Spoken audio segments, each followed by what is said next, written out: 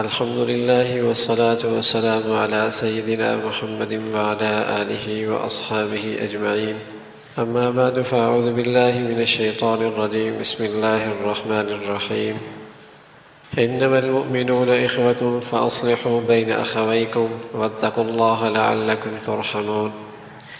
يا أيها الذين آمنوا لا يسخر قوم من قوم عسى أن يكونوا خيرا منهم ولا نساء من نساء عسى أن يكن خيرا منهن ولا تلمزوا أنفسكم ولا تنابزوا بالألقاب بئس الاسم الفسوق بعد الإيمان ومن لم يتب فأولئك هم الظالمون. وقال النبي صلى الله عليه وسلم من أحب لله وأبغض لله وأعطى لله ومنع لله فقد استكمل الإيمان أو كما قال عليه الصلاة والسلام. صدق الله العظيم. اللهم صل على سيدنا محمد وعلى آل سيدنا محمد وبارك وسلم. اللهم صل على سيدنا محمد وعلى آل سيدنا محمد وبارك وسلم. میرے معزز مسلمان بزرگوں، عزیز بھائیوں اور امت مسلمہ کی مقدس ماں اور بہنوں، کچھ عادات اور کچھ خوبیاں اور کچھ خرابیاں انسانی زندگی میں ایسی ہیں جس سے انسان کا ایمان معلوم ہوتا رہتا ہے کہ اس کی ایمان کی سطح کیا ہے۔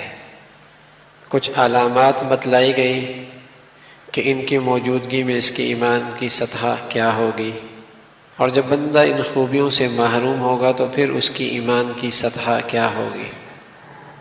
گویا کہ ان چیزوں کو ایمان کے لیے معیار، پیمانہ، ترازو قرار دیا گیا۔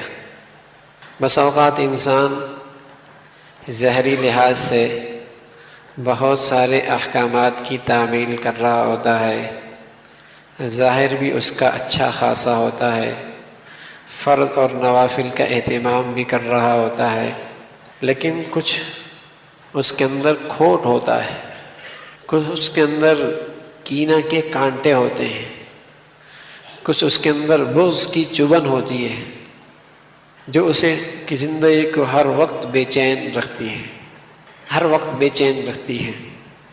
یہ اندر کا کھوٹ، اندر کا بغض، اندر کا کینہ، یہ ایسے کانٹے ہیں جو اسے کسی کروٹ سکون نہیں لینے دیتے۔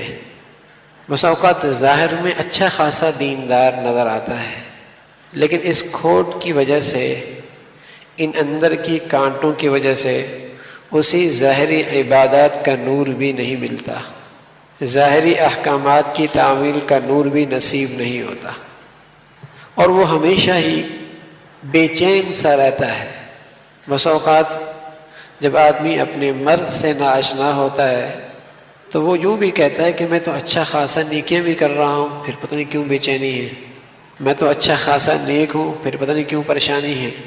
تو میرے عزیزو، اگر یہ واقعی نیک ہوتا تو اللہ کی بات سچی ہے کہ پھر یہ ضرور مطمئن ہوتا، پھر یہ ضرور مطمئن ہوتا۔ چاہے ایک جھوپڑی کے اندر رہتا تب بھی مطمئن ہوتا، چاہے ایک وقت کا کھانا ملتا تب بھی مطمئن ہوتا، چاہے پیون والے لباس پہنتا تب بھی مطمئن ہوتا، چاہے چھوٹی سی کوٹری میں رہتا تب بھی مطمئن رہتا، اور چاہے محلات میں رہتا تب بھی مطمئن رہتا۔ صبح شام نیا لباس اللہ کی نعمت کی صورت میں پہنتا تب بھی مطمئن ہوتا۔ دسترخوان پہ طرح طرح کے کھانے چنی ہوئی ہیں، استعمال کر رہا ہے تب بھی مطمئن ہوتا۔ اگر یہ صحیح دیندار ہوتا تو یقیناً یہ مطمئن ہوتا۔ یہ اللہ کی بات ہے کہ جو صحیح دیندار ہوگا وہ یقیناً مطمئن ہوگا۔ یہ پتھر پہ لکیر ہے۔ اگر میری زندگی میں یہ اطمینان کی دولت نہیں ہے تو یقیناً کہیں زندگی میں کھوٹ ہے۔ ظاہر بالکل ٹھیک ہے، لیکن اگر اندر کا ایک بھی روگ، ایک بھی مرض دل کے اندر پیوست ہے تو اس کی زندگی میں اطمینان نہیں ہوگا۔ یہ اس کی نیکیوں کا نور زائل کرتا رہے گا۔ یہ ایسا ہی ہے کہ آپ گلاس کے اندر دودھ ڈال رہے ہیں اور ایک گلاس کے اندر موٹی سی سوراخ ہے، نیچے تہہ کے اندر آپ دودھ ڈال رہے ہیں، نیچے سے وہ سارا دودھ سوراخ سے نکل رہا ہے۔ دیکھنے والا دور سے دیکھ رہا ہے، ابھی گلاس بھرتا ہے، ابھی گلاس بھرتا ہے، لیکن اسے کیا پتا کہ نیچے کے سوراخ سے سب کچھ گر رہا ہے۔ اب کوئی کہے میرا گلاس نہیں بھرتا، ارے میاں بھرتا تیرا دل کا پیالہ، تیرا دل کا پیالہ نور سے بھر جاتا، لیکن کیا کرے تو نے کھوٹ پیدا کر رکھا ہے اپنے دل کے اندر۔ ایک گھر کے اندر رہ رہے، ایک ساتھ رہ رہے، ایک خاندان کے لوگ، ایک خون کے لوگ، ایک جسم سے پیدا ہونے والی اولاد، دلوں میں کھوٹ موجود ہے۔ تو بظاہر سب کچھ نیکیاں موجود ہیں، لیکن اس کھوٹ کی نحوست سے کبھی زندگی میں اطمینان نہیں پائے گا۔ یہ کھوٹ علامت ہے کہ اس کی ایمان کی سطح بہت گری ہوئی ہے۔ یہ کھوٹ علامت ہے کہ اس کی ایمان کی سطح بہت گری ہوئی ہے۔ اس لیے تمام ظاہری اعمال کے اندر بھی وزن جان موجود نہیں ہے۔ اس لیے میرے عزیزو، بس اوقات آدمی اندر کھوٹ رکھتا ہے، اندر جلن رکھتا ہے، اندر نفرت رکھتا ہے، اپنے مسلمان بھائی کا بغض رکھتا ہے، برائی کا جذبہ رکھتا ہے۔ یہ اندر کے ایسے روگ ہیں، ایسے امراض ہیں کہ اس کی ظاہری سطح کتنی ہی دینی شکل کی کیوں نہ ہو، یہ کبھی زندگی میں مطمئن نہیں رہ سکتا، اسے کبھی اطمینان نہیں۔ اور یہ علامت ہے کہ اس کا مولا اس سے روٹھا ہوا ہے، اس کا مولا اس سے روٹھا ہوا ہے۔ وَمَنْ أَعْرَضَ عَنْ ذِكْرِي فَإِنَّ لَهُ مَعِيشَةً ضَنْكًا۔ جب رب روٹھتا ہے تو اس کے روٹھ جانے کی پہلی نقد سزا، موٹی سی علامت یہی ہے کہ اس کی زندگی کی مطمئن نہیں رہتی، تلخ ہو جایا کرتی، بے چین ہو جایا کرتی۔ میرے عزیزو، ہم کتنا ہی اپنے آپ کو مطمئن کر لیں کہ میں فلاں سے تو اچھا ہوں، فلاں سے زیادہ نیک کار ہوں، فلاں سے اچھا ہوں، ٹھیک ہے ہو گئے، لیکن اطمینان والی زندگی جس کی اللہ نے تصویر دکھلائی ہے وہ تو دینداری چاہتا ہے، ظاہر کے بھی اور باطنی کے بھی، اس کا اپنا ایک معیار ہے۔ جب اس معیار پہ اتریں گے تو انشاءاللہ پھر دیکھیں کیسے خوشحال اور مطمئن رہیں گے۔ دل آپ کا مطمئن 100%۔ اور اگر اس دولت سے محروم ہیں، اندر کھوٹ موجود ہے، کسی کے بارے میں برائی کا جذبہ ہے، برا چاہتے ہو کسی کا، کسی کے بارے میں نفرت رکھتے ہو، تو کبھی دل مطمئن نہیں ہوگا۔ جب اسے دیکھیں گے، جب اس کے بارے میں سنیں گے، جب اس کے بارے میں سوچیں گے، اندر بے چینی کی آگ بھڑکے گی، بے چینی کی آگ بھڑکے گی۔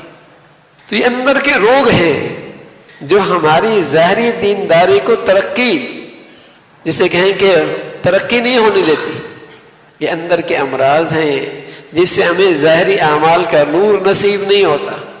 اس لیے پیارے رسول صلی اللہ علیہ وسلم نے ایک بات فرمائی کہ کمال ایمان کی علامت یہ ہے کہ احب للہ، ایک اللہ کے لیے محبت کرو، اس نسبت سے محبت کرو کہ اللہ نے کہا ہے تو محبت کرو، اللہ کا حکم ہے تو اس سے محبت رکھو۔ اور ظاہر ہے جب بندہ اللہ کی خاطر محبت کرے گا تو اس حدود کا بھی خیال رکھے گا کہ اللہ نے محبت کی کیا حد رکھی ہے۔ من احب للہ وابغض للہ، ہاں کسی سے نفرت ہو تو وہ بھی اللہ کے لیے ہو، اپنی نفسانیت کی بنیاد پر نہ ہو۔ نفسانیت کی بنیاد پر ہوگی تو وہ کھوٹ ہوگا، اللہ کی خاطر ہوگی تو وہ ایمان ہوگا۔ اللہ کی خاطر ہوگی، بدقسمتی سے میرا عزیزو ہماری جتنی کھوٹ اندر ہے وہ سب نفسانیت کی بنیاد پر ہے کہ اس نے ہمارے ساتھ ایسا کیا تھا، یہ میرے ساتھ ایسی کرتی ہے، اللہ کے لیے نہیں کہ یہ اللہ کا حکم توڑ رہا ہے، یہ اللہ کا حکم توڑ رہی ہے، میں اس کے ساتھ اس لیے نہیں بیٹھنا چاہ رہا کہ اس کی صحبت میں جا کر میرا ایمان خطرے میں، یہ وجہ نہیں ہے، وجہ اپنی نفسانیت ہے کہ ہمارے ساتھ اس نے یوں کیا۔ تو پیارے رسول صلی اللہ علیہ وسلم نے فرمایا ایمان کا تقاضا یہ ہے کہ محبت بھی خالص اللہ کے لیے ہو، اور اگر نفرت بھی کسی سے ہے تو وہ بھی اپنی نفسانیت کی بنیاد پر نہیں، دنیا کی بنیاد پر نہیں، اپنی ذات کی بنیاد پر نہیں، بلکہ وہ بھی اللہ کے لیے۔ سبحان اللہ، بڑے لوگ تھے جب حضرت علی رضی اللہ تعالیٰ عنہ نے ایک یہودی کو پکڑا اور نیچے زمین پہ پٹک دیا کہ تو نے پیارے نبی علیہ الصلوۃ والسلام کے شان میں گستاخی کی ہے.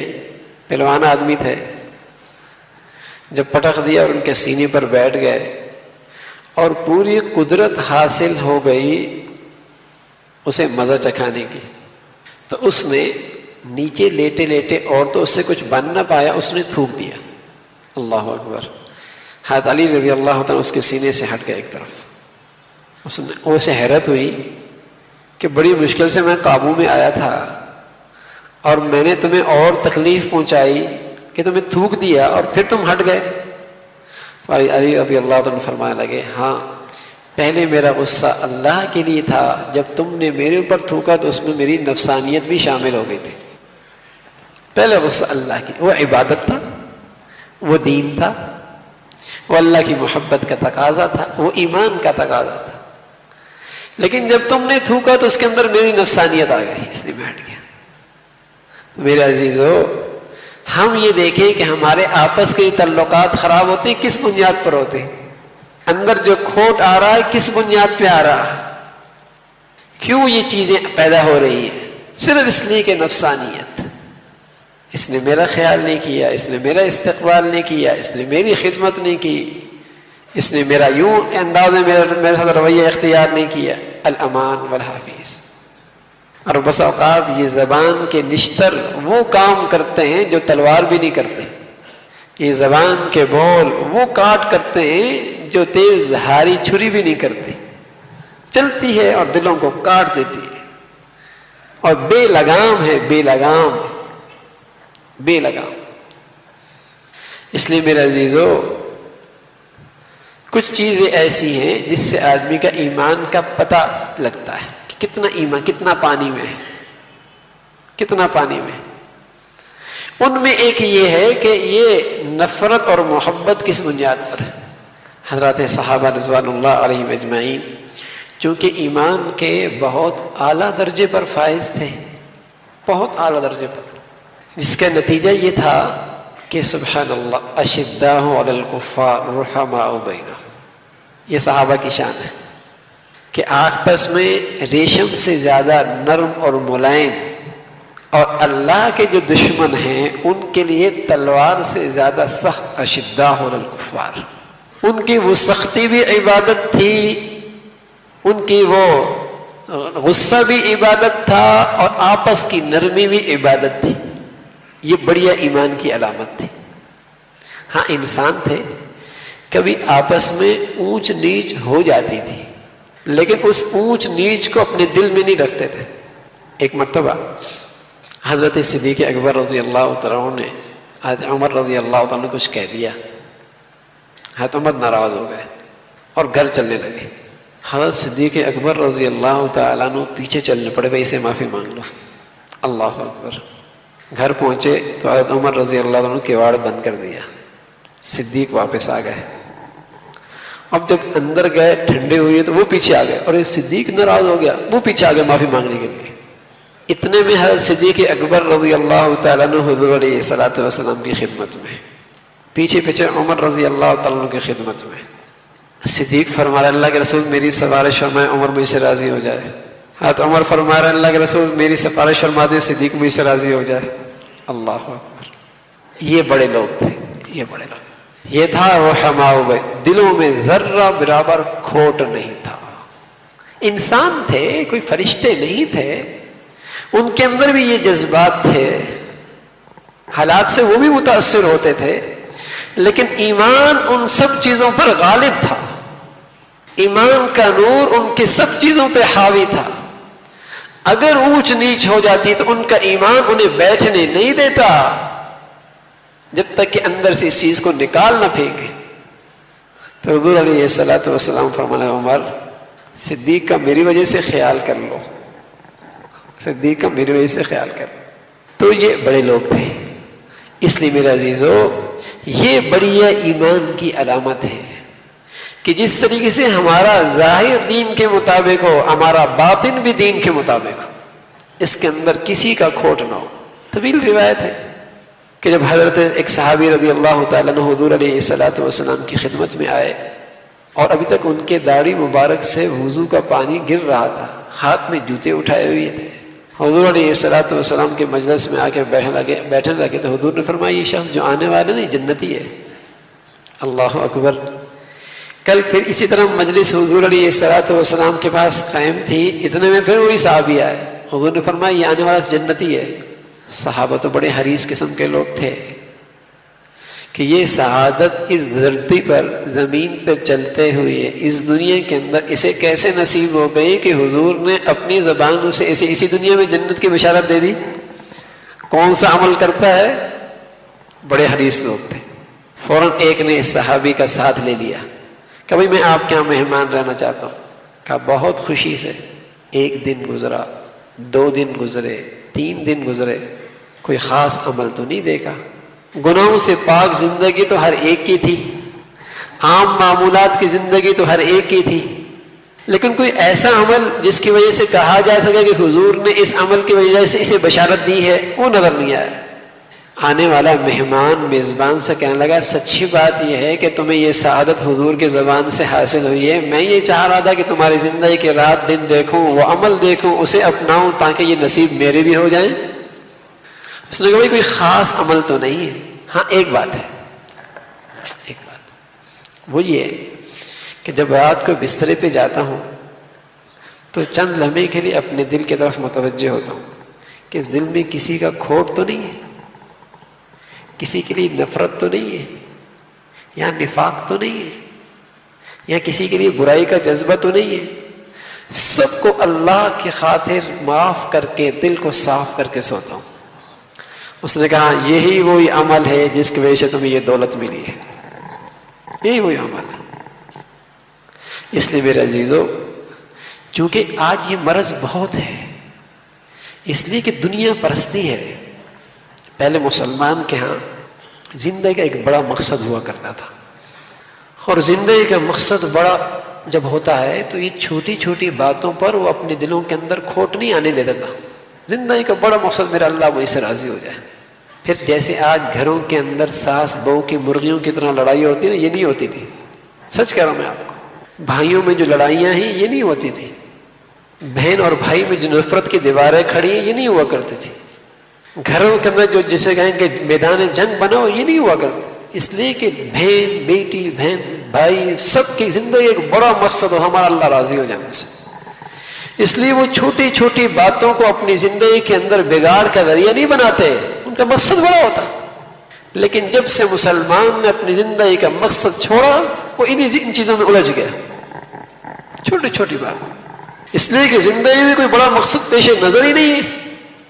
پہلے مائیں اپنے بیٹوں کو کس نیت سے پالا کرتی تھی، باپ اپنے بیٹوں کی تربیت کس نیت سے کرتا تھا، پہلے بہن بھائی کے درمیان جو محبت کا رشتہ وہ کس بنیاد پہ ہوا، وہ سب چیزیں نکل گئی۔ اب ایک ہرس کے پیچھے تو رکھا ہی کھوٹ ہے، ہرس کے پیچھے تو رکھا ہی کھوٹ ہے، اس کے پیچھے تو ہے ہی نفرت۔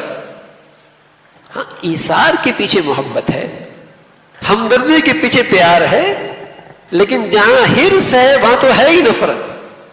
ہر شخص حریص ہے کہ مجھے نفع مل جائے، میرا بھلا ہو جائے، میں ٹھیک رہوں، میرا کام بن جائے، میرا سودا اچھا ہو جائے، میرا خیال رکھا جائے، بس میں ہی میں ہوں۔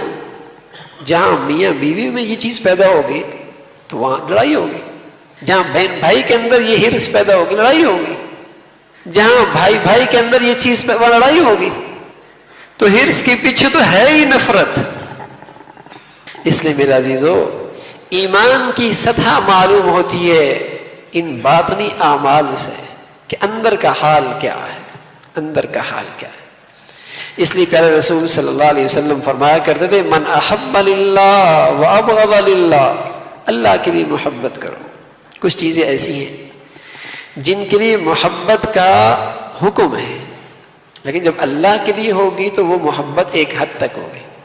قل ان کان آباؤکم وابناؤکم واخوانکم وازواجکم وعشیرتکم واموال اقترفتموها وتجارۃ تخشون کسادها ومساکن ترضونها احب الیکم من اللہ ورسولہ وجہاد فی سبیلہ فتربصوا حتی یأتی اللہ بامرہ۔ ایک فرشت ہے جن سے محبت انسانی فطرت میں داخل ہے، باپ، بیٹا، بھائی، بیوی، شوہر، خاندان، مال، تجارت، گھر، ان سے محبت ایک فطرتی چیز ہے، ان سب سے محبت رکھنے کا حکم ہے، لیکن جب اللہ کے لیے ہوگی تو ایک حد تک ہوگی. جب اللہ کے لیے ہوگی، من احب اللہ کے لیے محبت ایک حد تک ہوگی. ہاں کیا ہوگا وہ کہ جہاں بھی ایک طرف اللہ کی محبت اور ایک طرف ان چیزوں کی محبت ہوگی تو وہاں اللہ کی محبت کو ترجیح ہوگا، ان کو نظر انداز کر دی جائے. اور جہاں یہ چیز نہیں ہوگی تو ظاہر ہے وہاں پھر بگاڑ ہوگا، وہاں پھر بگاڑ ہوگا. دوسری چیز رسول کریم صلی اللہ علیہ وسلم نے فرمائی، وَأَعْطَى لِلَّهِ وَمَنَعَ لِلَّهِ، کہ جو کچھ دے رہا ہے اس دینے کی غرض بھی صرف اللہ کی رضا ہے اور کچھ نہیں. دیکھو میرے عزیزو، ہدیے کے اندر محبت ہے، نیوتا کے اندر نفرت ہے. اب ہمارے ہاں ہدیہ نہیں رہا، نیوتا آ گیا. نیوتا ہندوؤں کا رواج ہے کہ انہوں نے ہمارے ہاں یہ چیز بھیجی تھی، ہم بھی ان کے ہاں یہ چیز بھیج دیں. انہوں نے ہمارے ہاں کچھ نہیں بھیجا تھا، ہم بھی کچھ نہیں بھیجیں گے. یہ تبادلہ ہے. شادی، بیاہ، ولادت، کوئی موقع ہو تو ہدیہ نہیں رہا بلکہ نیوتا ہو گیا. اس لیے ان نیوتے کی بنیاد پر نفرتیں عام ہیں. ہم نے تو یہ بھیجا تھا، انہوں نے تو یہ بھیجا ہے، واپس کر دو انہیں. کیا ہم اتنے گرے ہوئے لوگ ہیں؟ کیونکہ اللہ کے لیے ہدیہ ہوتا تو اس کے پیچھے تو محبت ہے، اس کے پیچھے تو محبت ہے، پیار ہے. ہدیہ ختم ہو گیا، نیوتا آ گیا، محبت ختم ہو گئی، نفرت آ گئی. بظاہر تحفوں کے بہت زیادہ تبادلے ہیں، لین دین ہے، لیکن محبتیں مفقود ہیں. اس لیے کہ غرض کچھ اور ہے، نیت کچھ اور ہے، جذبہ پیچھے کچھ اور ہے. پہلے معمولی سی چیز ہوتی، جذبہ ہوتا محبت، تو اس سے دل میں محبت پیدا ہوتی. فرمایا ایمان کا تقاضا یہ ہے کہ اللہ کے لیے دو. ہاں کسی کو نہیں بھی دے رہے تو وہ بھی اللہ کے لیے، کہ اللہ نے یہاں دینے کا حکم نہیں دیا، یہاں مال لگانے سے منع فرمایا ہے، یہاں سے اللہ نے روکا ہے، وہ بھی اللہ کے لیے. تو نہ دینا بھی عبادت بن جائے گا، دینا بھی عبادت بن جائے گا. تو پیارے رسول صلی اللہ علیہ وسلم نے فرمایا فقد استکمل ایمان، یہ ہے کامل ایمان والا، یہ کامل ایمان. تو جتنی میرے عزیزو، جتنی اندر کھوٹ ہوتا ہے اتنی ہی ایمان کی سطح گرتی چلی جاتی ہے، گرتی چلی جاتی ہے. اور یہی چیز آدمی کی زندگی کو ہر کروٹ بے چین رکھتی ہے، ہر کروٹ. تسبیحات بھی چل رہی ہے، ذکر بھی چل رہا ہے، بہت اوقات تہجد بھی چلتے ہیں، لیکن میرے عزیزو یہ کھوٹ اس کی ایمان کی سطح کو بڑھنے نہیں دیتا، اس کی ایمان کی سطح کو بڑھنے نہیں دیتا. اس لیے اللہ رب العزت نے بطور خاص سورہ حجرات کے اندر اس کا ذکر فرمایا اور کئی ساری آیتیں اس کے متعلق بھیجی. ایمان والو، لا یسخر قوم من قوم عسى ان یکونوا خیرا منهم، کسی کو نظر حقارت سے نہ دیکھو، ہو سکتا ہے وہ اللہ کیا تم سے بہتر ہو. کیا پتا تمہیں؟ کسی کی ظاہری حالت پہ نہ جاؤ، پتہ نہیں اس کا دل اللہ کی محبت سے کتنا سرشار ہے، وہ اللہ کے کتنا قیمتی ہے. کسی کو حقارت کے نظر نہ دیکھو. اور پھر میرے عزیزو، میں اور آپ کسی کو حقارت کی نظر سے دیکھیں، ہم تو کیوں ہم اپنے انجام سے بے خبر ہیں. دن بدلنے میں دیر نہیں لگتے، کہیں ایسا کل مجھے کوئی عبرت کا نمونہ بنا دے، کہیں ایسا نہ ہو کہ مولا کہیں مجھے عبرت کا نشان بنا دے، جیسے آج میں کسی پہ ہنس رہا ہوں کل لوگ مجھ پہ ہنسنے لگ جائیں. اور اللہ کا یہ دستور بھی ہے دنیا میں کہ جب آدمی کسی کے ساتھ حقارت کا معاملہ کرتا ہے تو اللہ پھر اسے حقارت کا نشان بنا دیتا ہے. ڈرنا چاہیے اللہ کی پکڑ سے، اللہ بڑا بے نیاز ہے. افامنوا مکر اللہ فلا یامن مکر اللہ الا القوم الخاسرون. ارے کیا تم اللہ کے داؤ پیچ سے امن میں آ گئے؟ کیا اللہ کے داؤ پیچ سے امن میں آ گئے؟ اللہ کے داؤ پیچ سے تو وہی لوگ امن میں اپنے آپ کو سمجھتے ہیں جو بڑے نقصان اٹھانے والے ہیں. مومن تو سمجھتا ہے کہ اللہ کی پکڑ بڑی شدید ہے. اس لیے فرمایا لا یسخر قوم من قوم عسى ان یکونوا خیرا، کسی پر مذاق نہ کرنا، کسی پر جملے نہ کسنا، کسی کے ساتھ استہزاء نہ کرنا، کسی کو حقیر نہ جاننا. کیا پتا تمہیں وَلَا تَلْمِزُوا أَنفُسَكُمْ وَلَا تَنَابَزُوا بِالْأَلْقَابِ، برے نام سے نہ پکارنا جس سے اس کا عیب ظاہر ہو، جس سے اس کا نقص ظاہر ہو، جس سے اسے شرمندگی ہونے لگے، نہ کرنا ایسا، کہیں ایسا نہ ہو کل تمہیں اللہ شرمندہ کر دے۔